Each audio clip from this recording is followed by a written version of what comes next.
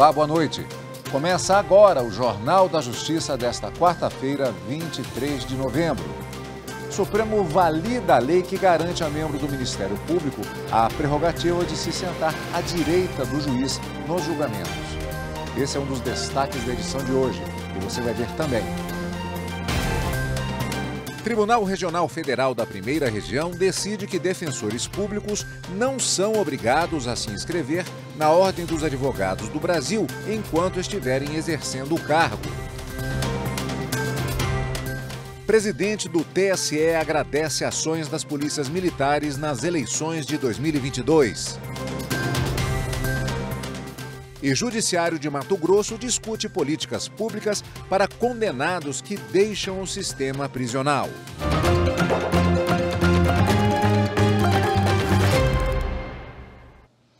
Na sessão de hoje, o plenário do Supremo Tribunal Federal validou a lei que garante aos membros do Ministério Público a prerrogativa de se sentar à direita do juiz nos julgamentos. O Conselho Federal da Ordem dos Advogados do Brasil, autor da ação, alega que a proximidade física entre magistrados e membros do Ministério Público nas salas de audiência daria a impressão de parcialidade e de confusão de atribuições.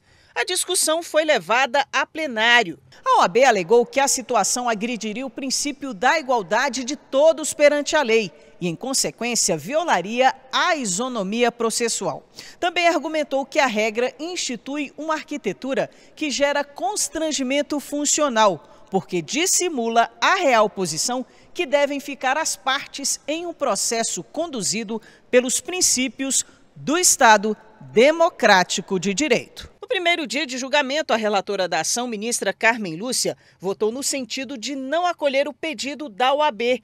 Ela destacou que a proximidade física na sala de audiência entre integrante do Ministério Público e magistrado não influencia nem compromete os julgamentos. Ainda para a relatora, não há violação do princípio da igualdade, mas a interpretação e aplicação deste segundo a função de cada agente. Ministério Público e advogados atuam sob perspectivas diferentes, mas buscam o interesse público e, principalmente, a prestação justa do que é devido a cada qual. O reconhecimento dessa importante distinção talvez explicite e afaste o argumento de contrariedade ao princípio da isonomia. A atuação diferente de cada agente no processo não os desiguala em direitos, e aqui estou considerando a atuação só, até porque juiz, advogado e membro de Ministério Público têm funções distintas e todas são essenciais à prestação da jurisdição.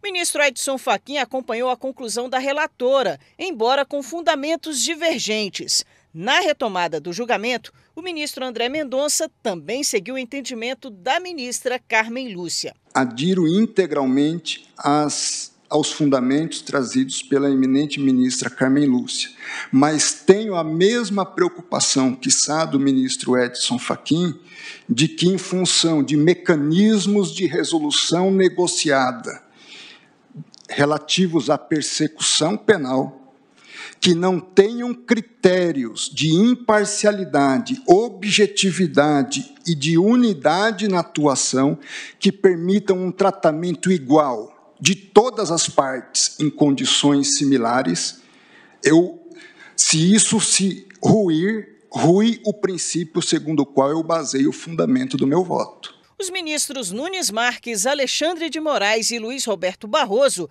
votaram no mesmo sentido. O fato de o Ministério Público sentar-se à direita do juiz pode receber as mais diferentes interpretações subjetivas por parte de leigos, não havendo demonstração concreta de que tais interpretações são sempre desfavoráveis à defesa. O membro do Ministério Público não pode, ele ser diferenciado. Aqui ele é fiscal da lei, aqui ele é parte. Olha, mesmo quando é parte, é fiscal da lei. Há razoabilidade na queixa trazida pela advocacia.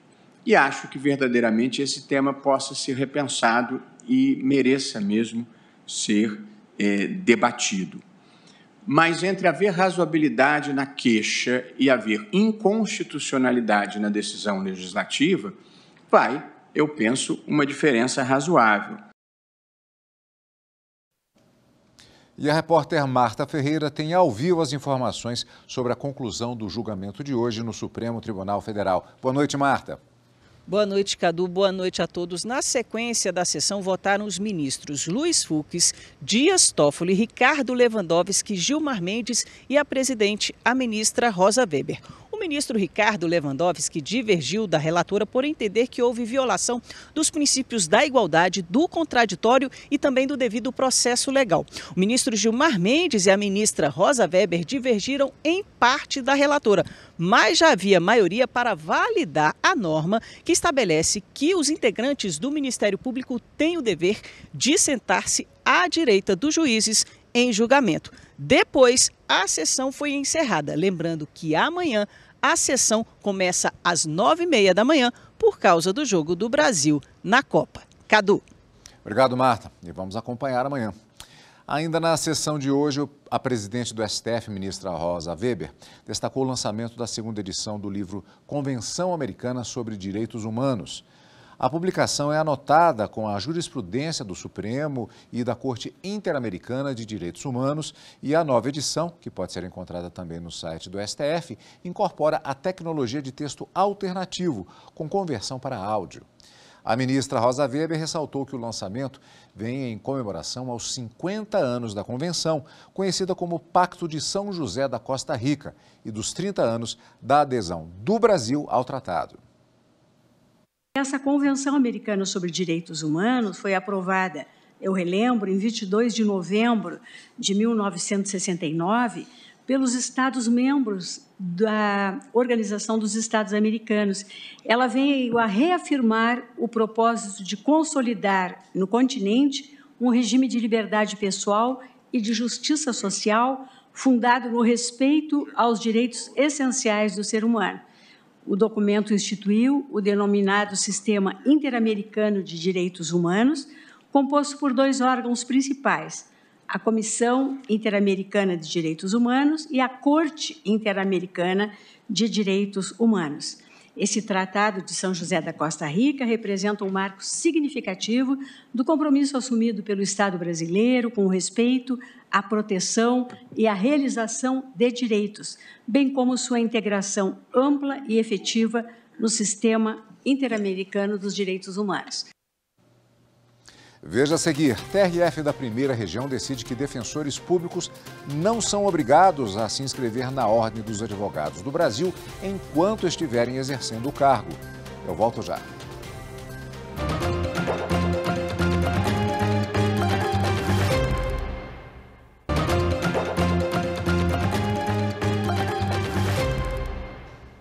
O Tribunal Regional Federal da Primeira Região decidiu que defensores públicos não são obrigados a se inscrever na Ordem dos Advogados do Brasil enquanto estiverem exercendo o cargo.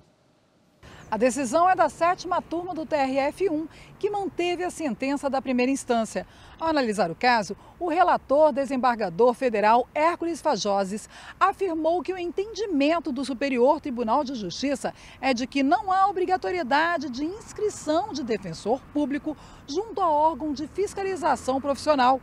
O desembargador destacou que o Estatuto da Advocacia, ao ressalvar o regime próprio das carreiras da advocacia pública, por certo, não ampara a exigência de inscrição obrigatória dos defensores públicos na OAB. Portanto, eles não precisam se inscrever na ordem enquanto estão no exercício da profissão. A decisão do colegiado foi unânime. O presidente do Tribunal Superior Eleitoral, o ministro Alexandre de Moraes, se reuniu com comandantes das polícias militares e estaduais nesta quarta-feira, na sede do TSE, aqui em Brasília. O encontro teve 2 objetivos: apresentar um balanço do trabalho realizado pela Justiça Eleitoral em conjunto com os policiais militares estaduais nas eleições deste ano e alinhar as ações para os próximos pleitos.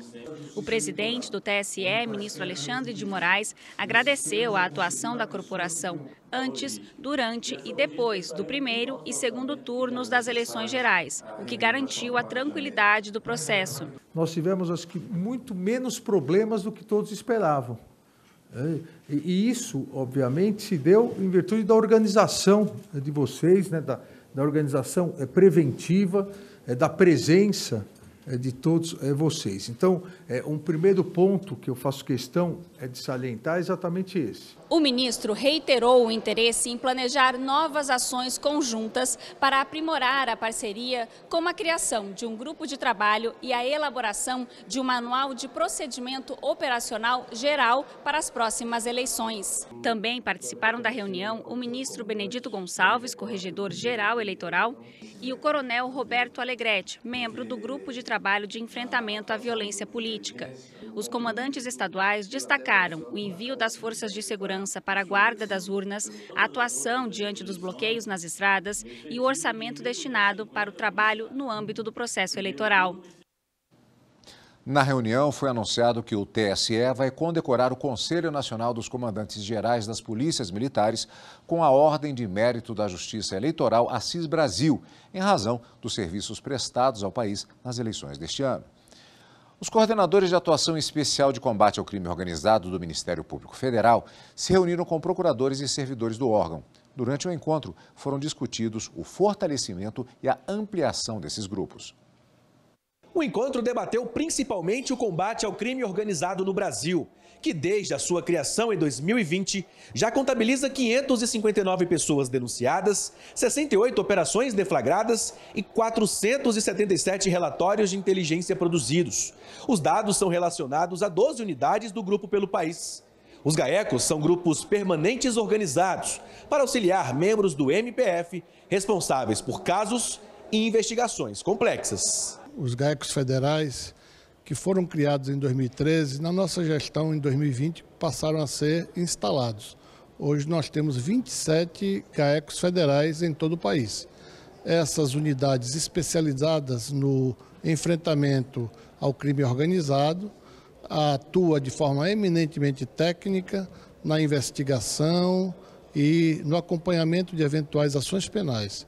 Hoje, com o primeiro balanço da criação dos GAECos, já temos centenas de investigações em curso, ações penais e mesmo denúncias contra aproximadamente 600 pessoas em todo o Brasil. Isso é apenas um resultado parcial de apenas 12 dos GAECos já em funcionamento. Esperamos que em breve todos os 27 estejam devidamente equipados, com servidores, membros e demais condições de atuar em pleno vapor, assim cumprindo com o dever de velar como titular da ação penal, pela segurança pública e pelo combate à criminalidade, especialmente aquela chamada macrocriminalidade que envolve a criminalidade organizada. Veja a seguir, Judiciário de Mato Grosso discute políticas públicas para condenados que deixam o sistema prisional.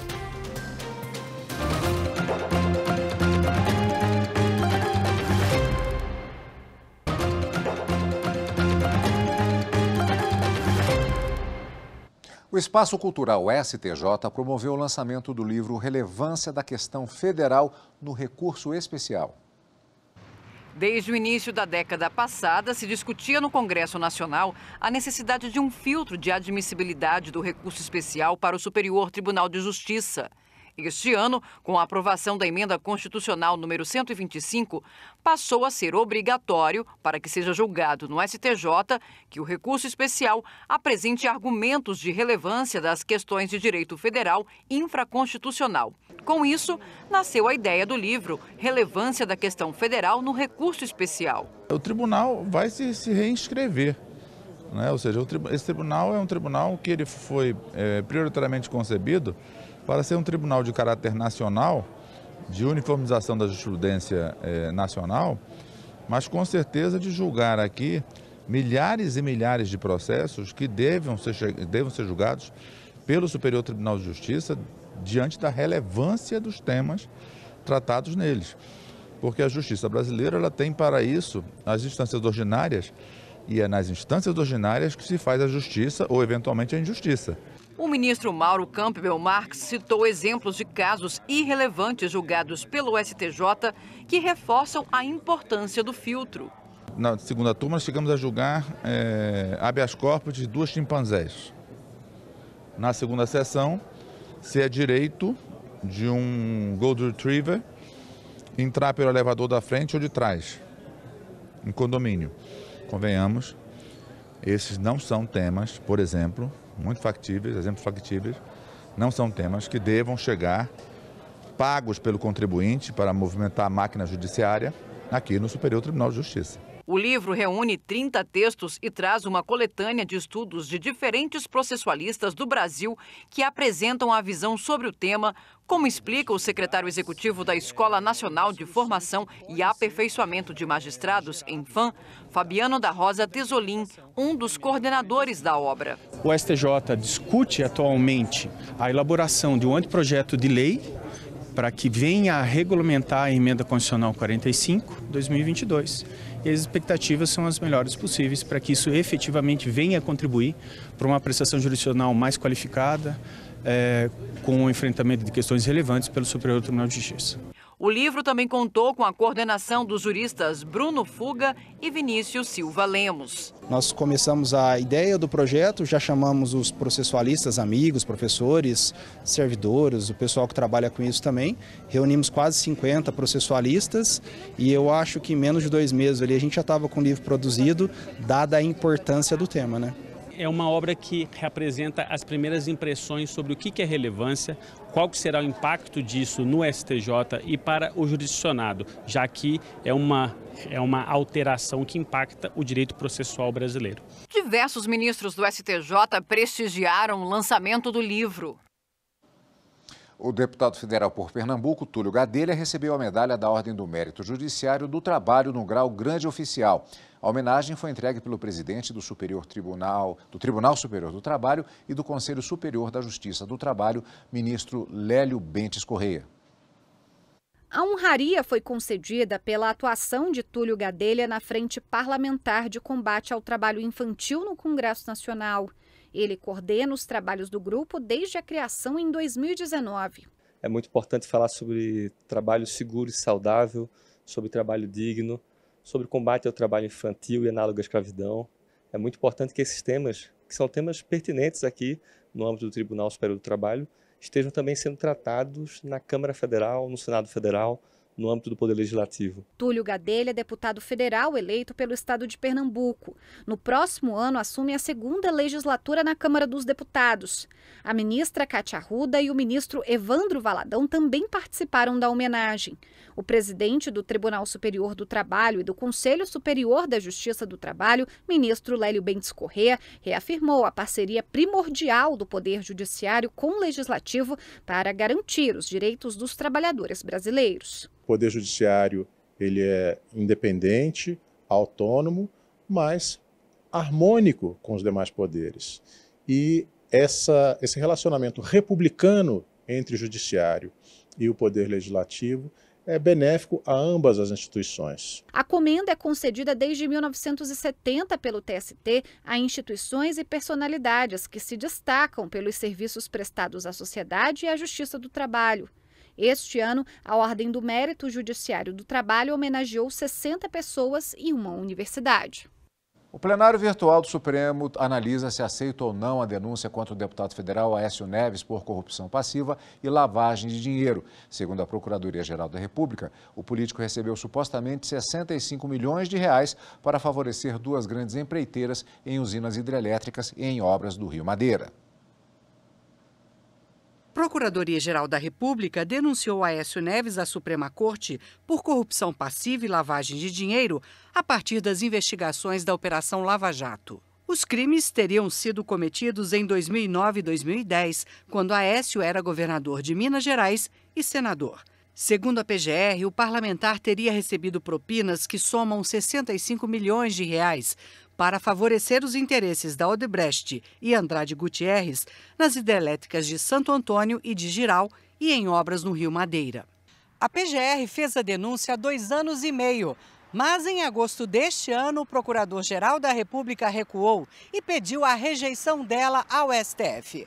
Augusto Aras alegou que o recebimento de denúncia, com base apenas na declaração e nos elementos de prova apresentados por colaboradores premiados, passou a ser proibido com o pacote anticrime em 2019. O relator Edson Fachin rejeitou a denúncia. O O ministro disse que ela foi feita ao Supremo depois da aprovação do pacote anticrime e, por isso, não se justifica agora. No voto, Edson Fachin afirmou: não é crível, considerada a temeridade do ato, que o órgão acusatório tenha imputado graves fatos delituosos a agente público detentor de foro por prerrogativa de função perante o Supremo Tribunal Federal, com base apenas e tão somente em declarações prestadas por colaboradores da Justiça, em ofensa direta a dispositivo de lei em vigor. Além de Aécio Neves, 3 pessoas também fazem parte da denúncia.